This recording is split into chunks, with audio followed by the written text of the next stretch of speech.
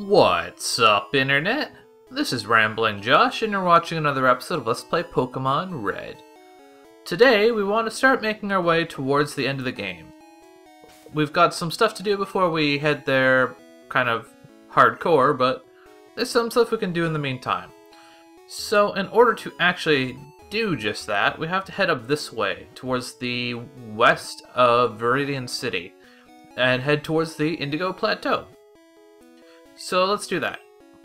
But before we go too far, I want to switch Jolteon into the front of my party. And then we're good to go. I guess I might as well jump on the bike, because why not? I like going fast. Really? Really?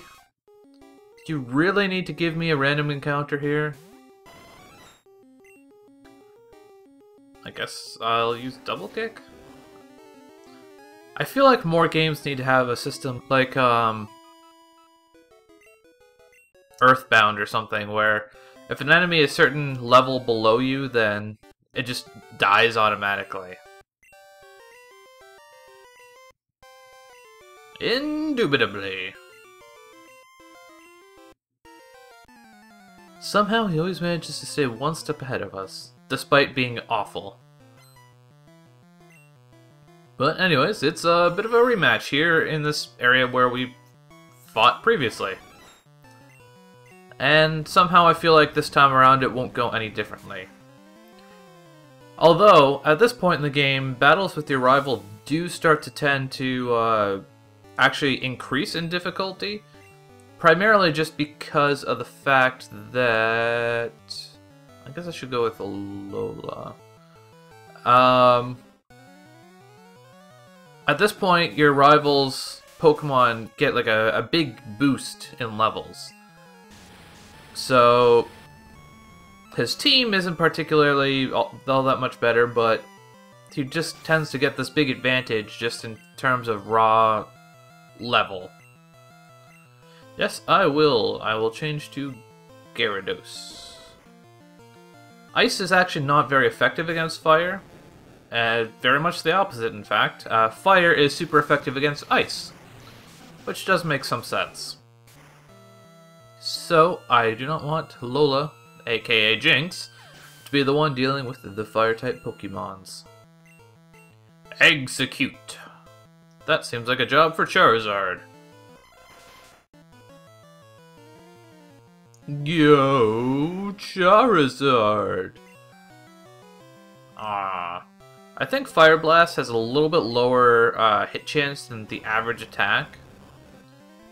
I could be very much wrong about that, but if I'm not, it's actually very annoying, just because of the fact that it only has 5 uses, so... if any of those uses miss, it's pretty annoying. And unfortunately, our best bet against Alakazam is simply to use Slash. It's probably his strongest Pokemon. Well, undoubtedly his strongest, or at least most dangerous Pokemon. I thought the Abra evolutionary line was supposed to be slow. Was I wrong about that? I guess it's certainly possible. Okay, well anyways, time for Jolteon to go back out.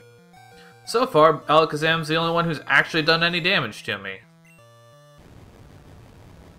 This Blastoise has got to be worth a ton of experience. And it's paralyzed. Well, that couldn't have gone much better. I mean, I guess Thunderbolt could have been a critical hit like Thundershock was, but whatever. I was really expecting Jolteon to level up from that. Well, not that it matters.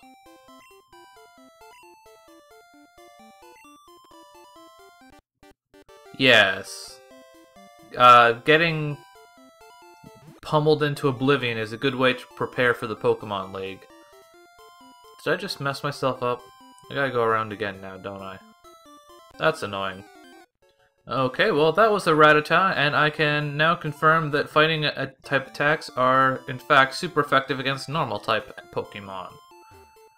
So, I don't think there's anything preventing us from going up this way, like, right from the beginning of the game. But in this area, there are a bunch of guards who will check your badges. And if you don't have the proper badges, then they won't let you proceed. So that's the way we gotta go eventually, but there's a big dungeon on the other side of the little pathway there, and I don't want to mess about with that quite yet. Especially if Charizard is at such a low level. In fact, I think I probably want to switch Charizard to the front, just because it feels like he needs some experience. He's starting to get kind of overtaken by some of my other guys. And there really aren't a whole lot of, like, ice or grass types for Charizard to really exploit their weakness. So it's mostly down to just killing whatever I can. Anyways, if this gentleman shall get out of my way, I will just deposit whoever. Sure, Charizard, whatever. Doesn't matter. And I shall obtain Pidgey. As you can probably imagine, I wish to fly somewhere. And I wish to fly... Can I fly? No, I guess I can only fly to the major cities. That's kind of disappointing, but not unexpected. I'm just gonna get Charizard out again. And hop on the good old bicycle. And we want to head over to the east again. Back towards the rock tunnel. No, I don't want to use strength. I wish teaching Charizard strength didn't move cut down to the second item on the list. Anyways, head on over here. Now, you may recall that when we came around this way the first time, we saw I guess a body of water that, well, it's a body of water. And at the time, we did not know Surf. So, obviously we couldn't do a whole lot about it. Before I go up there, that's the water there, but I just want to pay a quick visit to this Pokemon Center. I don't know if you have to heal up, or if you just have to enter the Pokemon Center. Basically, I just want to register as this is the most recent Pokemon Center that I visited. Because we're headed to a dungeon, and while I don't expect to have to make any trips back to town, if I do end up having to do so, then I can simply use Dig, and it'll take me back there instead of going all the way back to Cerulean City. Which, needless to say, is just convenient. So anyways, now that we know Surf, obviously we could have done this a fair while ago. Well, maybe not that long ago, but as soon as we learn Surf, this place becomes available to us. I just chose to save it until now. Are you a scientist, or a mechanic, or whatever the heck it is? No, you're a Pokemaniac. I guess that makes sense that a Pokemaniac would be searching here for rare Pokemans.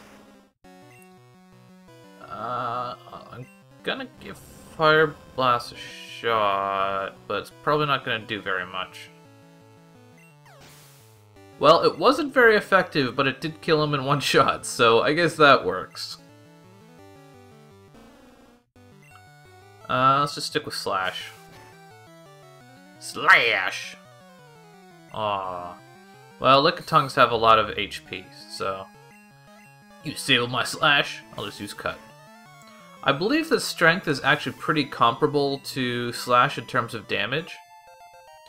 So, when push comes to shove, then I don't really have any great reservations learning something over Slash. I still prefer Slash as an attack, though, just because of its high critical hit chance. So this is the power plant. And this place is home to many electric-type Pokemon. Although, truth be told, most of them are things like this Voltorb and don't actually know any electric-type attacks. Now, I would normally use Repel or something in this area, but the fact of the matter is I need experience, and there aren't any trainers in here. So I'm just gonna grind out whatever battles I come up against, and yeah, that's about it. One of the things to note about this area is that it's full of what appear to be items, but in many cases are not items, such as this. You may have noticed in the past that the Pokemon Voltorb and/or Electrode being its evolved form, bears a bit of a resemblance to a Pokeball. Seems like the developers noticed this as well. They decided that they should intermix Voltorbs with Pokeballs. So, only about half of what appear to be items in this place are actually items. And the biggest downside is just the fact that Voltorbs and Electrodes have a tendency to use self-destruct, especially when they're low on health. And all of these Voltorbs that you're gonna find are actually pretty high level, so there's a good chance that your attacks are going to take them down to that low health range. So their uses of Thunder have a good chance, or not Thunder, Self-Destruct have a good chance of kind of taking you down slowly, but definitely taking you down. And as I said, Thunder, that is what TM25 contains. So let us teach Thunder to Jolteon. Yes, I would like to delete an older move to make room for Thunder. I would like to delete Thunder Shock. And I think just about everyone is done with their moveset now. The only person who has anything left to learn at this point is Charizard, who will learn Flamethrower at level 45. 46. Which is coming up fairly quickly. Maybe not quickly, but it's fairly close. The encounter rate in this game really is ridiculous. Like, I just walked across like half the area without getting in a single fight, whereas before that, I got into 2 fights in a row, like 2 steps apart. It's just all over the place. They really should make it a little bit more consistent. So I think what I'm gonna do with the items that I currently have at my disposal. Well, hold on. I want to get Charizard up 1 more level. Right, that contains Fissure. Carbos is Speed, so let's give that to Hypno. And what's TM33? Reflect. I believe Reflect just increases your special? Maybe? I'm honestly not entirely sure. The random encounters in this place are kind of ridiculous, actually. Like, most of the enemies in here are like level 24, 25. It's kind of pathetic. They're not even worth like much experience. But anyways, this is what we are here for. This is Zapdos. Oh, there's no A after the P? It's just Zapdos. Okay, well, whatever. And this is one of 3 legendary bird Pokemon. Every generation of game has a certain set of Pokemon who are known as the Legendary X. In this case, it's the legendary birds. And Charizard has been paralyzed, so he's gonna die pretty quickly. So, as you may notice, this guy is level 50, which is significantly higher than everything else in this area. I'm gonna actually use Jolteon, just to kind of test something out here. See, the interesting thing about Zapdos is he's an electric flying type Pokemon. So, yeah, he's, despite being electric type himself, he's actually weak to electric type attacks. What's more, if you were to look at an ability like, say, well, a ground type ability, normally electric types are weak against those, but being part flying, Zapdos actually takes no damage from those type attacks. So being electric flying is a little bit of an interesting combination. Now obviously, if I was interested in catching more Pokemon, I would very much want to try to catch that Zapdos. But I don't care, so I did not. If I did not have Jolteon on my team, Zapdos would be a very good substitute. But I do. So I'd rather just stick with the Jolteon that I've got.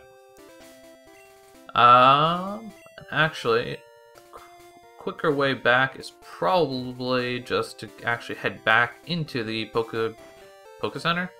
Yes, the Poke Center, by way of going to the power plant and using Dig. So the power plant didn't end up being anywhere near as lengthy and painful as I expected. Which I guess is good, but it also means that I didn't really get a whole lot of experience. Zapdos was really the only thing in there that was even worth killing. The interesting thing about the legendary Pokemon, though, is that they're actually not worth all that much experience, considering the fact that they're A, level 50, and B, legendary freaking Pokemon. Anyways, I want to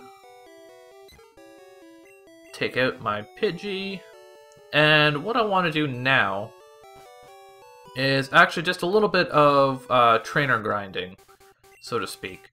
There are two main areas left with trainers within them that I want to take care of. The first is over to the east of Cinnabar Island here. Let's look at our map. So there's Seaform Island. If I can get down there. Seafoam Island. And there's Route 20 here. And as well as Route 19 over to the east of it. I believe there's Route 18 to the south of Fuchsia City as well. If it'll show that. Or I guess 18 is to the west. Okay, so I guess just 19. Anyways, both Route 19 and 20 have a whole bunch of trainers swimming in the water. So I want to take those guys out and then get ready to go to Seafoam Island on the next episode. So what I think I'm going to do is just take care of those trainers in hyperspeed mode, and then get you back here for the next episode of Let's Play Pokemon Red. So I will catch you later and activate hyperspeed mode.